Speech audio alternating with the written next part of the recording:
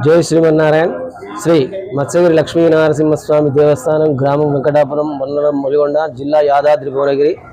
దశావతారంలో ఆది అవతారంగా, మత్స్యావతారంగా స్వయంభక్తమైనటువంటి స్వామి ఇక్కడ మత్స్యావతారంగా కోనేరులో వేసినటువంటి స్వామి. ఎక్కడ లేని విధంగా తిరునామం ధరించి, ఊర్ధ్వపుండ్రం ధరించి ఆ యొక్క కోనేరులో వెలిసినటువంటి స్వామి ఇక్కడ మత్స్యావతారంగా దర్శనమిస్తుంటాడు. ఆ కోనేరులో ఉన్నటువంటి చేపలు 365 రోజులు దర్శనం అవుతాయి.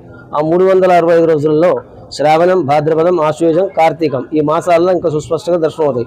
అప్పుడు కూడా కొన్ని సందర్భాల్లో ఆ యొక్క స్వామి దర్శనం కానట్లయితే భక్తుల యొక్క మనోభావాలు దెబ్బతింటాయని స్వామి సాక్షాత్కరించి అక్కడ సాలగ్రామ రూపేణే నామము శంకుచక్రావతారంగా స్వామి అక్కడ మత్స్య ఆకారం కలిగి అక్కడ వెలిసినటువంటి స్వయంభూ.